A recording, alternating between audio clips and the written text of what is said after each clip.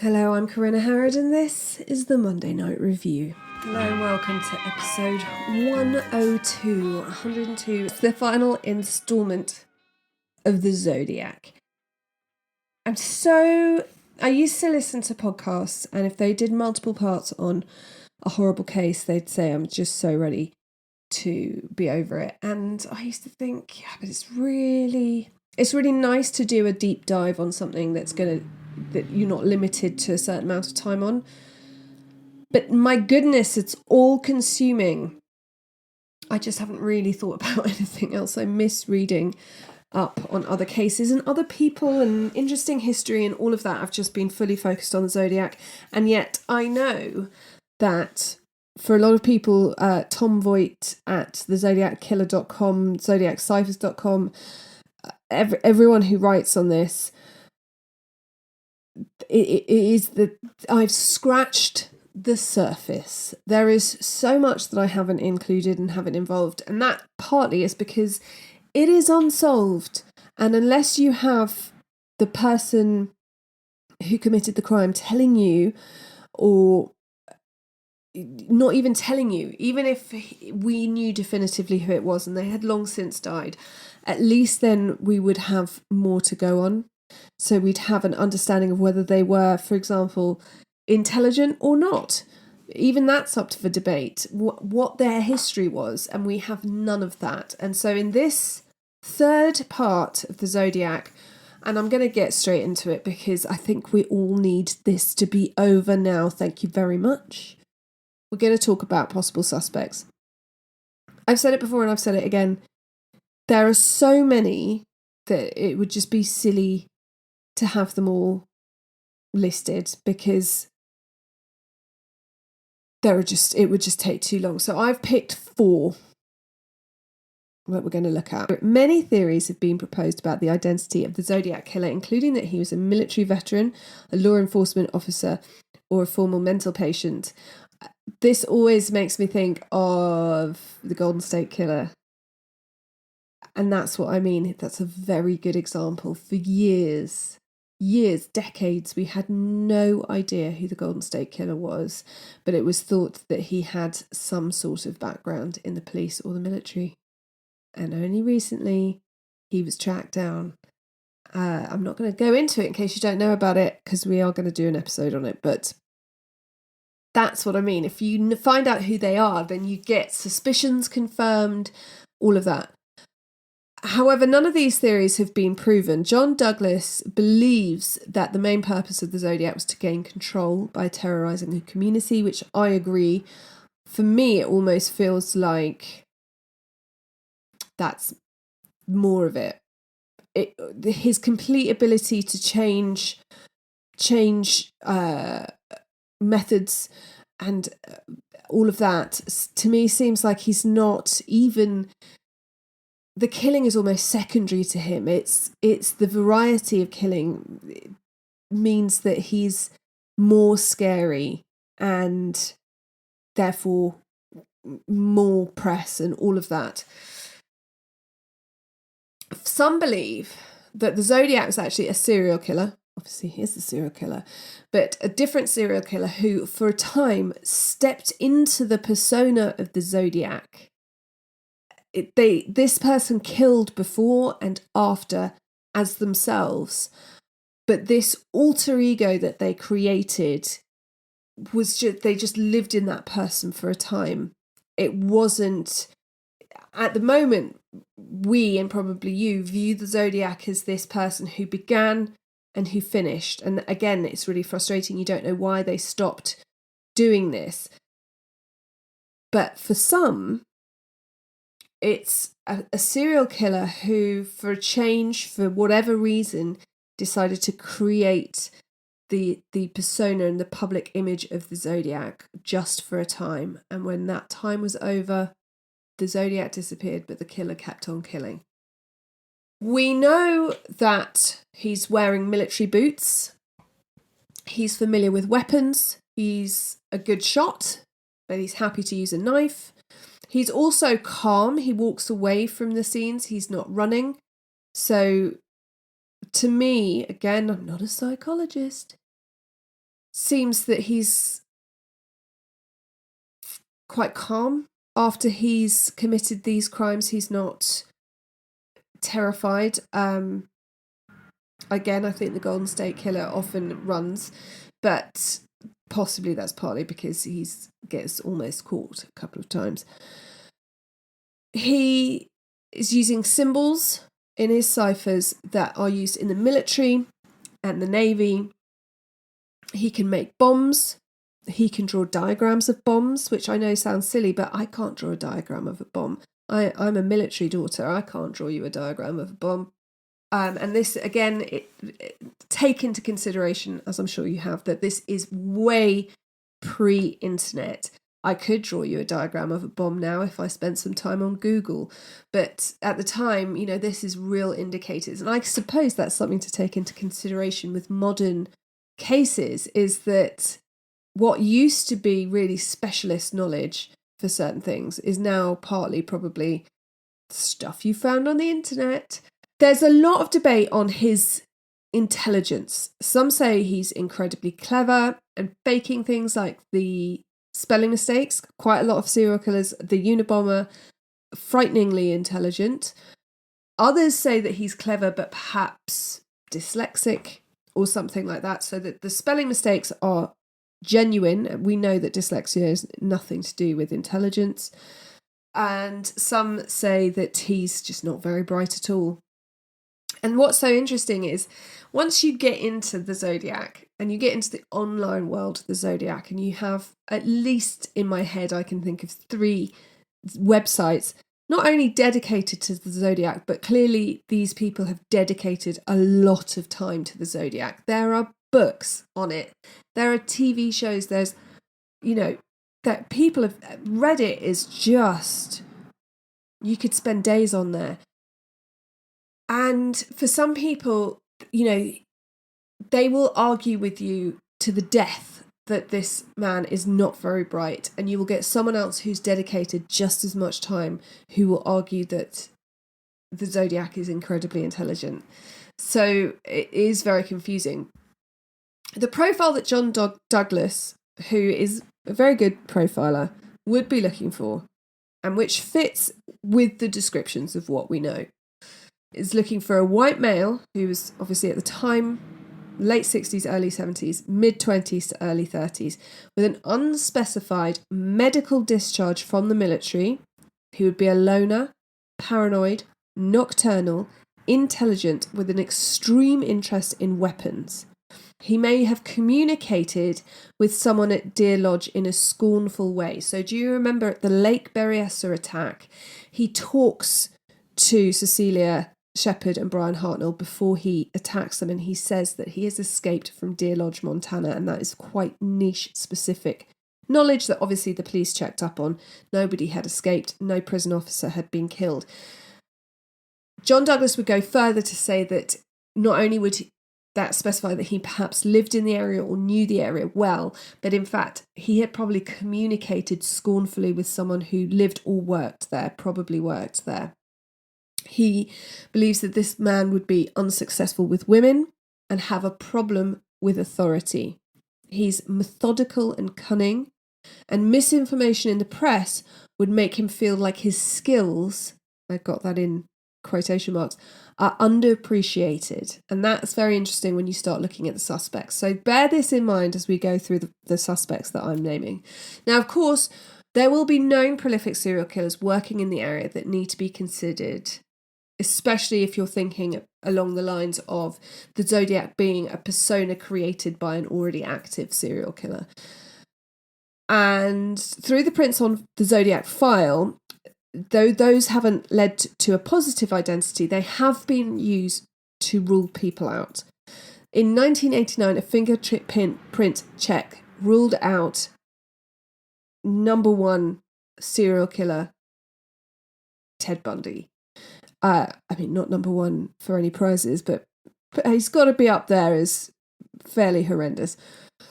So he's ruled out, the Unabomber's ruled out. For many people believe that there was a link there. So at least, we're ruling people out. Now, as I said, we're going to talk about a few of the suspects. I've limited myself to 4 because I think that will be quite long enough. And I've tried to pick 4 that seem to come up again and again in terms of Tom Voigt, who does Zodiackiller.com, ZodiacCyphers.com, people who really know their stuff on this topic. I've picked the 4 that I think come up again and again. So we're going to start off with Lawrence Kane. Born Lawrence Klein in New York in April 1924, he was one of 3 brothers, but both his brothers died in infancy, meaning he grew up as an only child. In the 1940s, he briefly served in the Naval Reserve, seeing active duty during the Second World War and receiving an honourable discharge. So I find it interesting. We know that probably the Zodiac will have had military experience and been, according to John Douglas, unspecifically discharged for medical reasons. We know that Kane was honourably discharged, worth bearing in mind. This time in the Navy would give him a slight knowledge of coding and ciphers. I would say that the Zodiac goes beyond a slight knowledge in coding and ciphers, and we have no evidence that Kane would have deeper knowledge. There's nothing that I've found suggests that he had a more expanded knowledge of codes and ciphers. And he often used different names, including Larry Kane, Lawrence Klein, Lawrence Kane, and Larry Kane. Kane had always been linked to the disappearance of Donna Lass, which, thanks to the Peek Through the Pines postcard, has been linked to the Zodiac. So Donna Lass was the nurse who disappeared, who had moved to Lake Tahoe and was supposed to meet up with her friend for the Labor Day weekend, and never appeared and has never been seen again. Detective Harvey Hines was convinced that Kane was the Zodiac and responsible for the disappearance and murder of Lass, who Kane had been working in the same building as her. So again, quite often you'll find a detective, someone working on the case, who will have a pet suspect. So Harvey Hines, for him, the Zodiac is Lawrence Kane. And Kane did work in the same building as Donna Lass. In 1962, Kane was in a serious car accident in San Mateo, California. He was in a head-on collision with a cement lorry, and he had an injury to his left frontal lobe. Tick that off on your serial killer bingo card for Larry Kane. Frontal lobe damage, not ideal. Doctors diagnosed Kane with impulse control disorder, especially in relation to self-gratification, and this led to him being arrested several times for voyeurism and prowling, including one arrest just weeks before the attack on Betty Lou Jensen and David Faraday at the Lake Herman Road, Lovers Lane area. This injury also left him with facial paralysis on one side of his face.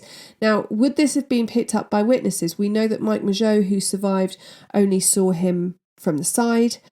Brian Hartnell was the victim who only saw him in this strange Zodiac costume.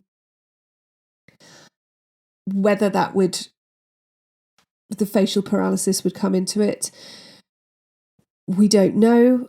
We've got Lawrence Kane's mugshots, and he doesn't look like the Zodiac in them. But the killer himself says in his letters that he only looks like the artist's drawing when he's, quote, doing his thing. And, I mean, it's a classic. It's a classic to the extent that it has become a joke in TV programmes now. If you want to disguise, what do? Well, you put on a hat, you put on some glasses. So it wouldn't surprise me at all if the Zodiac didn't actually wear glasses, because putting on a pair of horn rim thick spectacles is a surefire way to change the way you look. But also, we think he was wearing glasses under his hood, which to me implies that he needed them to see. But I don't hold much weight with whether someone actually looks like the mugshot that much in terms of glasses, because obviously they could be used as a sort of distraction. Zodiac victim Darlene Ferrin's sister, Pam Huckabee, stated that Lawrence Kane had been trailing her sister in the run-up to the night she was killed. 5 days after the attack on Mike Mageau and Darlene Ferrin, Kane would trade in his car for a 1969 Ambassador. I couldn't find what car he traded in, but the belief with the Zodiac is he was either borrowing cars or in different cars, especially as they were often noted. So especially with Mike Mageau and Darlene Ferrin, remember that Pam, who was there just before the attack happened, said she thought the car was a police car, which sort of implies that it was light, it was a certain type of car. At the time of the Paul Stein murder in San Francisco, Kane was living just a quarter of a mile away. And when there was a gap in the Zodiac letters from 1971 to 1974, Kane was living in Las Vegas. Now, one of the questions that comes up often with serial killers that haven't been caught is, why do they stop? Why does the Zodiac stop between 1971 and 1974? Well, according to him, he doesn't, because his tallies go up. But why does he stop communicating? Well, Kane is in Las Vegas and he's suspected of the murder of Dana Lull, who was abducted from her vehicle in April 1974 at Red Rock Canyon in Las Vegas, and her body is then found in a mine shaft in San Bernardino, California. So, if Lawrence Kane is your man, it could be that just the letters stopped. He didn't stop killing, and it's just that he wasn't around to post the letters from the California area. Kathleen Johns picked out Kane in a photo lineup, and patrol officer Don Fook, who, do you remember the two police officers who stopped the Zodiac and talked to him after the Paul Stein murder, although they say that didn't happen, many believe it did. He says that Kane closely resembled the man that he and Eric Zelms encountered. So whether they stopped to speak to him or not, they did see someone, and they say that, well, they don't, sadly. Eric Zelms died soon after, but Don Fook says that Lawrence Kane looks like the guy that they saw.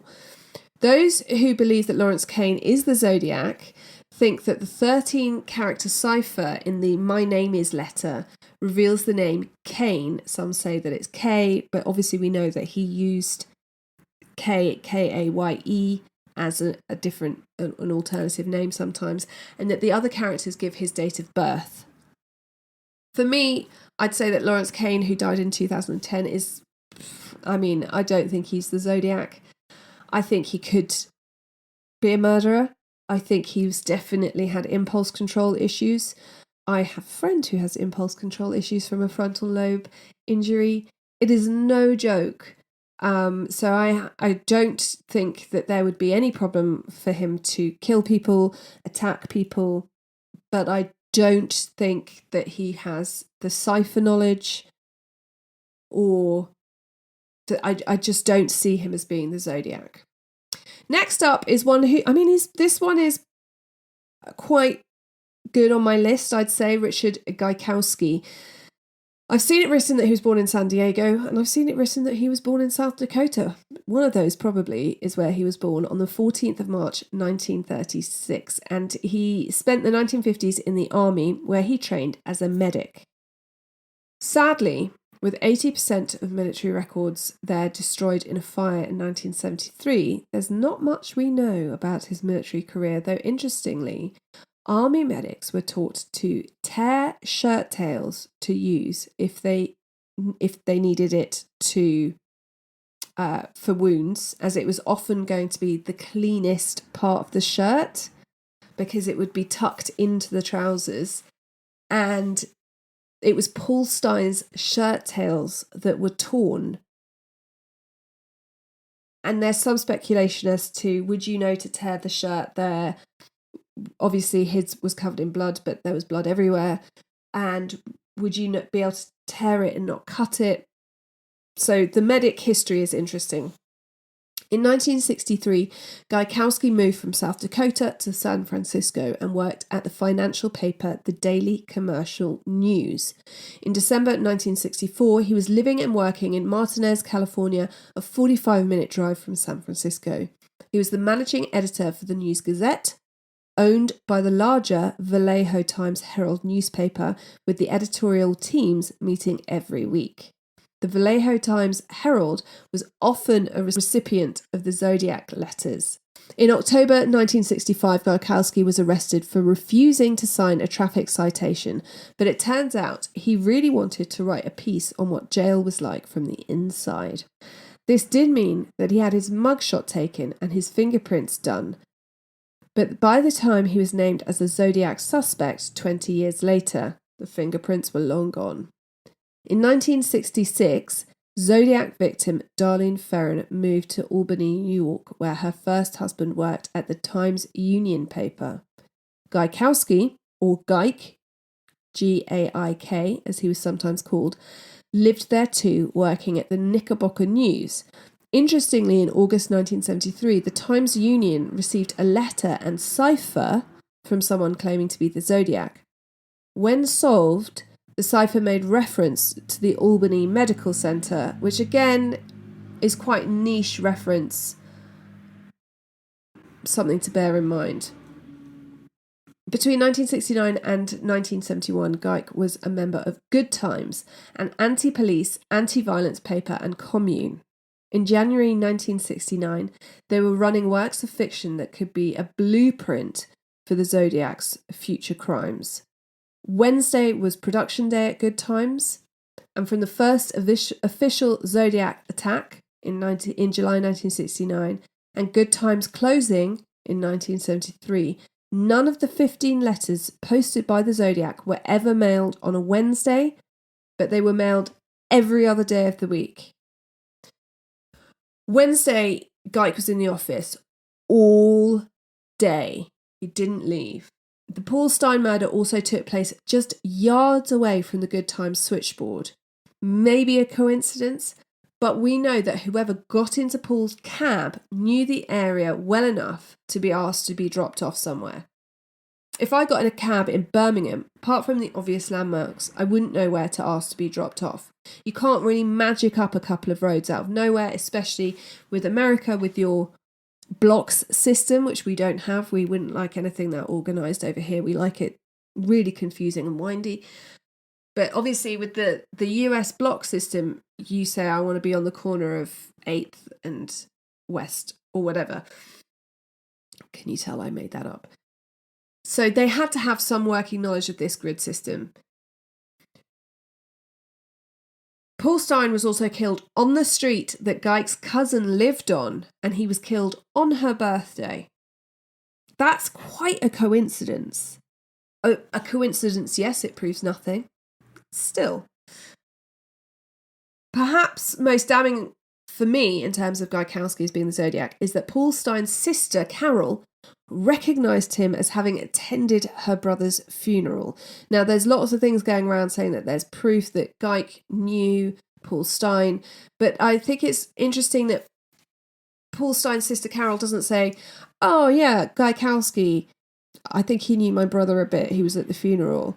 She was like, that dude was standing at the back of my brother's funeral. And that's something that you look out for again with the Golden State Killer.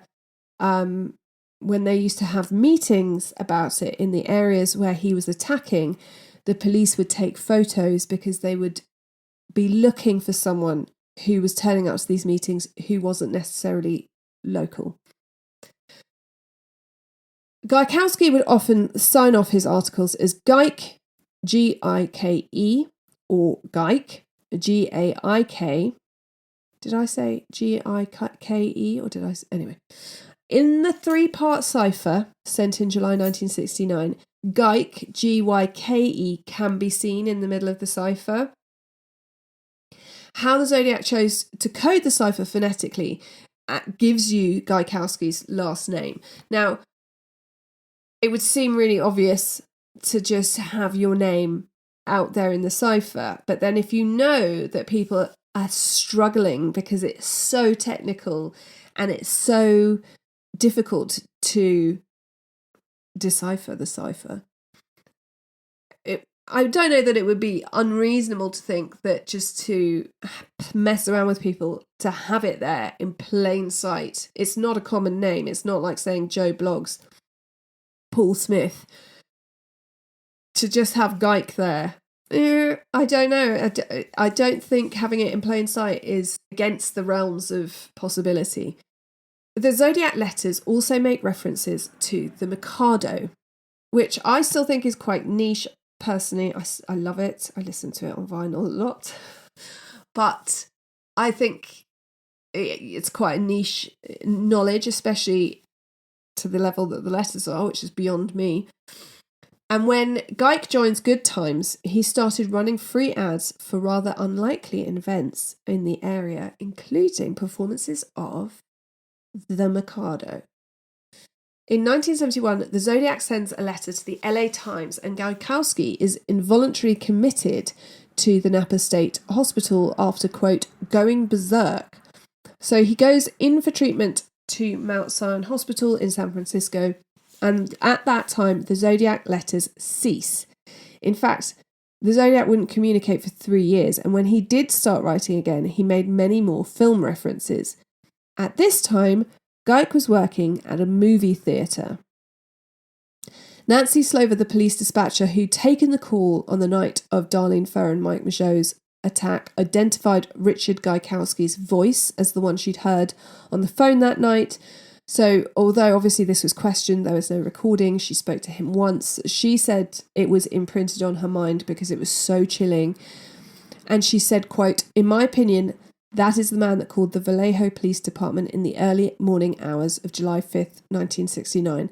I just know what my gut feeling is and my reaction is. And I do think the voices are pretty distinctive. And if there's been this thing in the back of your mind, I think the way the brain works is so interesting that you could get that kind of tummy flip feeling from years later being like, that's the voice.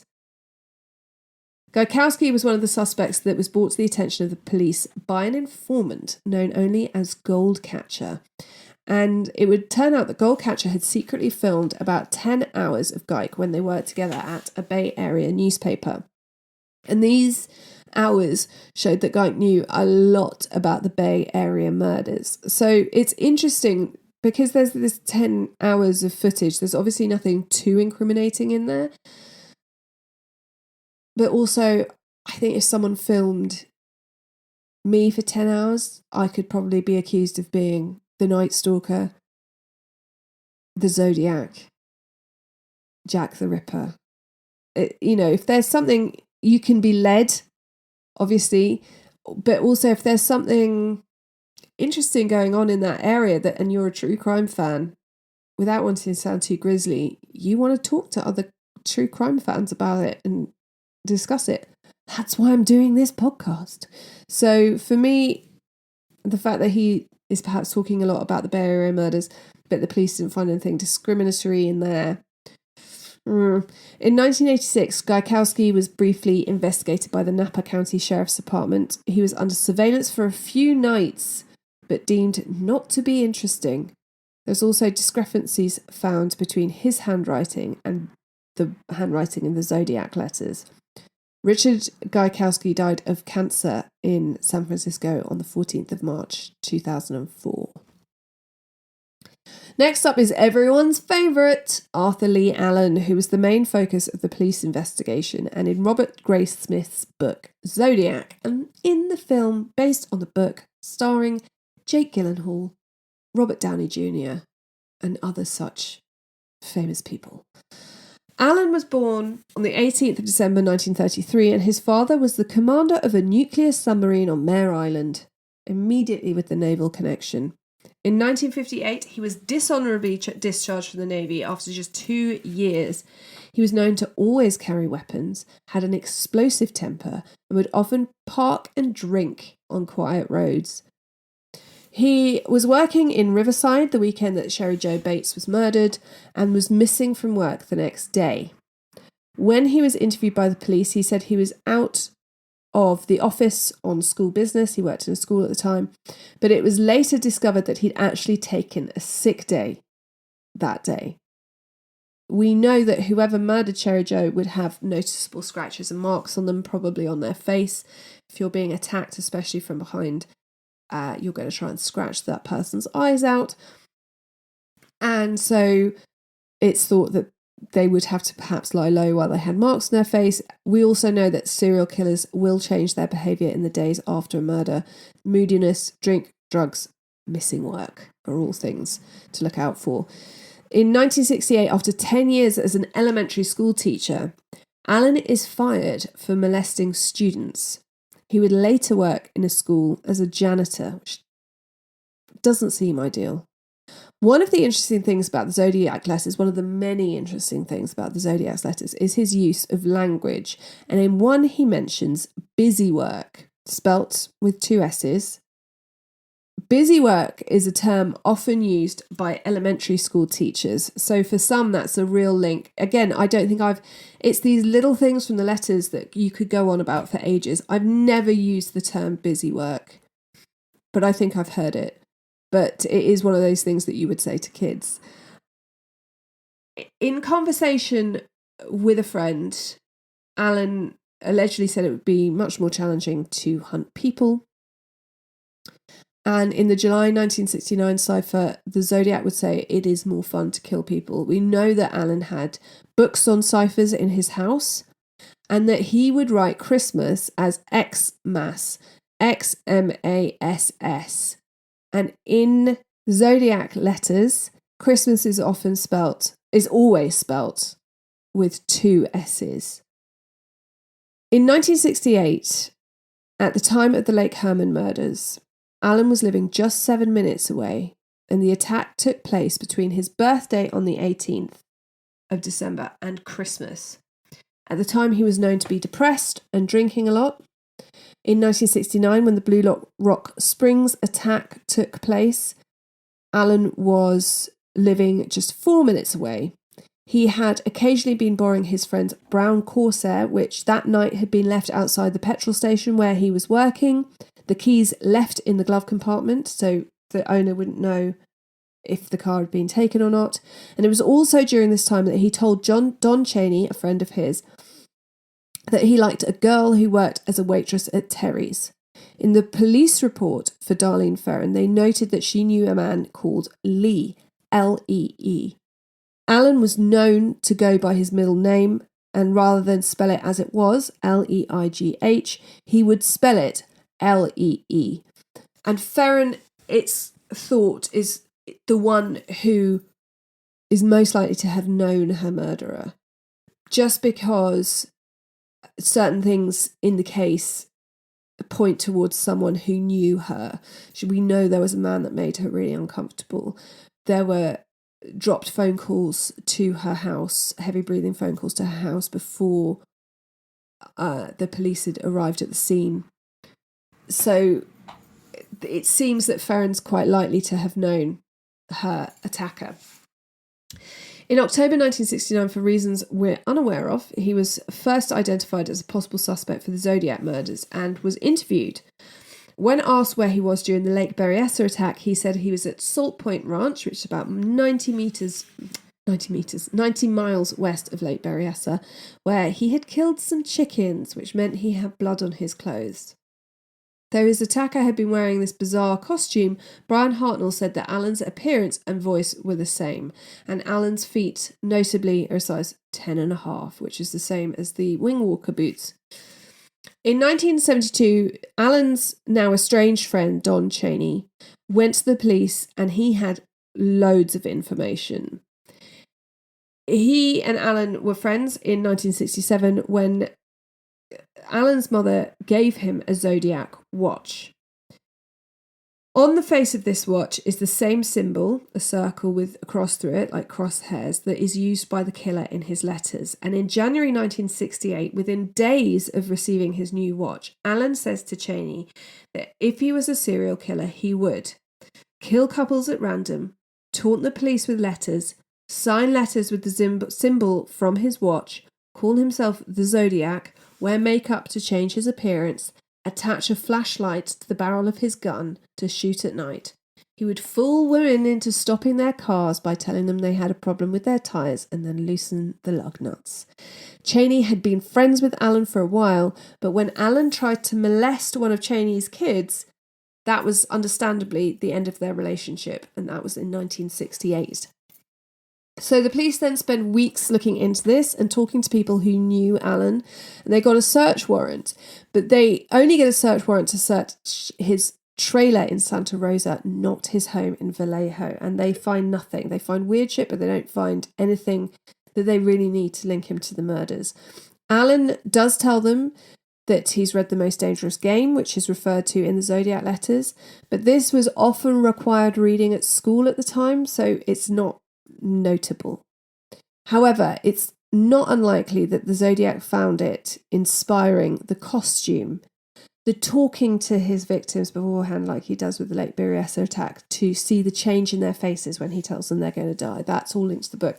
But then we've got Robert C. Hanson, the Butcher Baker, who bases his killings on The Most Dangerous Game. I think perhaps not reading that book at schools is an idea.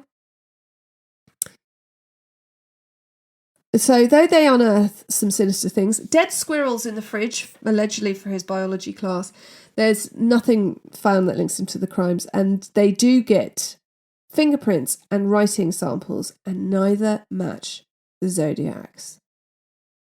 On the 8th of July 1974, the last Zodiac letter is sent. A few months later, Alan would go to prison on child molestation charges. During his time in prison, there were no Zodiac letters. Then, in 1978, just months after Alan's release from prison, a new Zodiac letter arrives at the San Francisco Chronicle saying, "This is the Zodiac speaking. I am back with you." This letter was never authenticated, but it's added to the list of circumstantial evidence against Alan. In December 1990, another person, Ralph Spinelli, comes forward to say he too had had a falling out with Alan, and this time he said that just before the Zodiac murder of Paul Stein, Alan had said, I've seen a couple of versions of this, he either said he wanted to kill a cab driver and claim that he was the Zodiac, or he claimed that he was Zodiac and was going to prove it by killing a cab driver. Spinelli was facing the rest of his life in prison by the time he was saying this, having been arrested for armed robbery, and so he offered this information as a way to get a deal. And it was enough for the Vallejo Police Department to relaunch their investigation into Arthur Lee Allen. And in 1991, they got another search warrant. So they go and they search his actual house this time. And the idea is, as well, that perhaps not all killers keep mementos, but some do, and the thought was that whoever the Zodiac was perhaps kept some of Stein's shirt. We know that there were occasionally wallets missing, so they were looking out for those. In his house, they found 4 pipe bombs, a .22 caliber revolver, a Zodiac brand watch, news clippings about the Zodiac case, a small flashlight, a large hunting knife. They also found a Royal Model typewriter, which was the same that was used to write some of the Zodiac letters. But strangely, the police never tested Alan's typewriter against them. And I don't know enough about it to know whether there was no point. We know that the letter about the confession letter for Sherry Jo Bates was written through a number of pages of, that copy paper. So whether that's why they didn't bother testing it, I don't know. They also find a foot-long knife with a sheath and rivets like the one described by Brian Hartnell at the Lake Berryessa attack. But again, they don't attempt to match it to the information for the attack. It was also in 1991 that Blue Rock Springs survivor Mike Mageau identified Arthur Lee Allen as the killer from a photo lineup saying, quote, "That's him. That's the guy who shot me." What's even more interesting is that he said it was the first time he'd been shown pictures of possible suspects, which is mind-boggling. You get attacked in the late 1960s. No one shows you any possible suspects until the 90s. It seems weird. It's also worth noting that from 1970 to 1974, Allen attended the Sonoma County State College to major in biological science, allegedly, hence the dead squirrels. And at the time, the Sonoma co-ed murders took place. And if you draw a map of where the victims were last seen and where their bodies were later found, Allen's trailer is bang in the middle. Interesting. Lastly, we're going to talk about Richard Reed Marshall. Now, this guy's interesting because until now I hadn't heard much about him, and then I was going through the excellent zodiackiller.com site and he's listed, and I still was not convinced that he was worth mentioning. As I said, we could do a whole series on the possible suspects, and there are loads where it's like, oh, he looks like the thing and he's very weird and he's got military style boots, but he actually wasn't anywhere near any of the crimes at any time. What caught my attention with this guy is an email that he sends to zodiackiller.com, which makes for interesting reading. So we're going to talk about Richard Reed Marshall. He's actually called Joe Don Dickey when he's born on the 13th of March 1926 in Texas, and he would change between the two names throughout his life. He joined the Navy when he was 18 and would later change his year of birth to 1924. He also moved around a fair bit, living in Roswell, New Mexico in the 1940s, Seattle, Washington in the early 1950s, where he worked for Boeing, this time giving his date of birth as the 7th of April 1928. Crucially, Marshall lived in the Riverside area of California in the mid-1960s before settling in the San Francisco Bay Area. In 1968 and 1969, he worked at the San Francisco silent movie theatre called The Avenue, and over the next 4 decades, he moved from San Francisco to San Rafael to San Jose. He ended his days in a care home in Sacramento where he died from Parkinson's disease in 2008.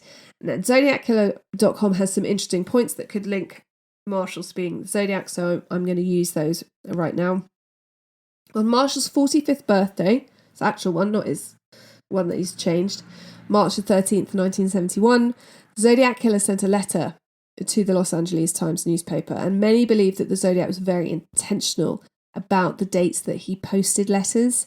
So the fact that one of these days could be his birthday is worth noting. In the early 1970s, Marshall worked as an engineer for San Francisco Bay Area radio station KTIM, again with the ciphers and the knowledge of stuff like that. In 1974, Marshall was living in Marin County and operating another silent movie theatre, The Port. So again with the movie references. In 1976, Marshall became a Zodiac suspect after making suspicious comments over radio, and he agreed to be interviewed by Zodiac detective Ken Narlow, during which he denied being the Zodiac killer. But there's a very interesting thing that says, this guy could be a blueprint for me. You've just described me exactly. I don't know. Part of me, if someone came in and wanted to know if I was a serial killer and described, I don't know that I'd want to be like, yeah, God, that could be me, couldn't it? Or maybe I would. So now here's where it gets interesting for me. In 2001, Marshall emailed Voight, who's the zodiackiller.com, as he was upset over a rather trivial detail that he'd read on the website. His 1974 residence had been described on the website as a warehouse, whereas in fact, according to Marshall's email, it was actually an industrial building. What makes this email so interesting is that, like the Zodiac killer, Marshall seemed to really overreact to perceived lies told about him in the media. In this case, it's a really time-consuming and over-the-top reaction to the use of warehouse instead of industrial building. I mean, the email is entitled "Silly Man!" ! And it just implies that it's like a deliberate, stupid mistake and a lie. And he also threatens the use of a lawyer, another thing that the Zodiac did, and though Voight writes back, he never gets a response. But there's more, because in July 2008, Voight receives a phone call from a woman who was working at a nursing home in the Sacramento area, and she said that Marshall was a patient there. and that he'd spoken about the Zodiac case. And she found him to be extremely suspicious, and she wasn't sure what to do. So Voight contacts the Napa County Sheriff's Department, the agency that originally investigated Marshall back in 1970s. And he said that, as Marshall was very ill and nearing the end of his life, it could be that he was ready to talk. So they send 2 detectives out to Sacramento and return with the decision that Marshall was not the Zodiac. We don't know how this was decided. It doesn't seem that any DNA testing was done.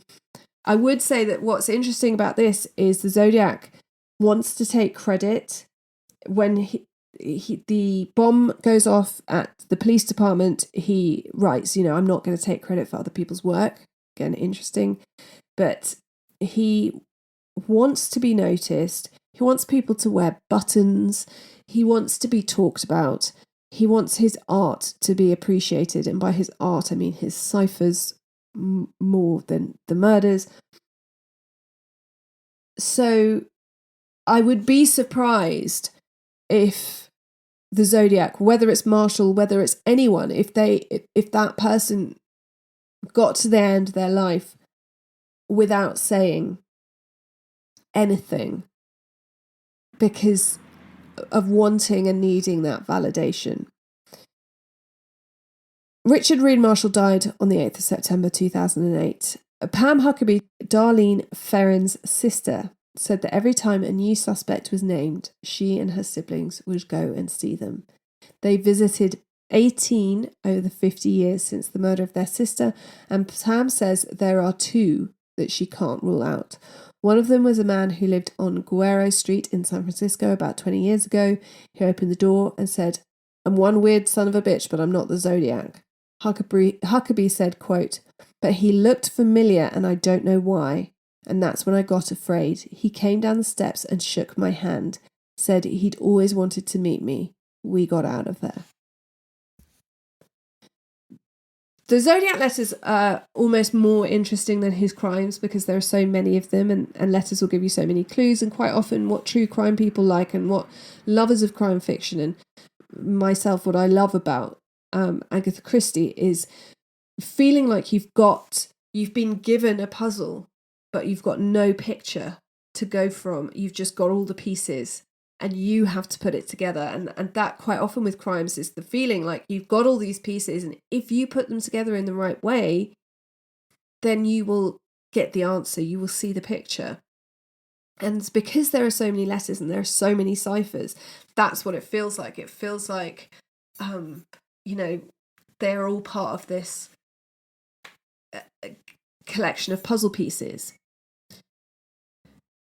Even the unsolved ciphers show us that this wasn't someone who just got a cryptographs with dummies book out of the library. This guy had training. He had that sort of intelligence, the mental intelligence to create these cryptograms. They show that he's meticulous. He wants to constantly prove his intellectual superiority to the police and to other people, probably to compensate for inferiorities and feelings of inadequacy in other areas. He likes the detail. He's patient. Making those cryptographs took a lot of time. His letters are really messy. They're written with blue felt tip. They're often slanted, but the cryptograms they are beautifully done. It's also worth noting that the cryptograms have been looked at by some of the greatest minds. By some of the greatest minds at NASA, Apple, the FBI. They include astrological, meteorological, Morse code, Navy semaphore, Greek symbols, to name but a few. He has an extensive, highly specialised training and views ciphers as his art. Douglas believes that he'll have a desk space set up for this purpose, and it will be well organised, and he will be very protective of this area. The letters were only partially published. Always something was held back. The letters to the LA Times was postmarked March the 13th, 1971. Riverside County College, where possible Zodiac victim Sherry Jo Bates was a student, was founded on the 13th of March 1916. So again, There are lots of links to dates. I'm even reading one book that goes into extreme detail, which I have not included here, as to the different way that the zodiac symbol could be in relation to navigational points, and it gets very technical. Many unsolved cases remain so due to lack of evidence, and there is a mountain of evidence for the Zodiac case. Letters, envelopes, witness statements, palm prints, footprints, tyre tracks, over 20 pages of letters. In recent years, there have been attempts to use modern technology to solve the case. There is mitochondrial DNA available, and 2 out of the 4 ciphers have not yet been solved.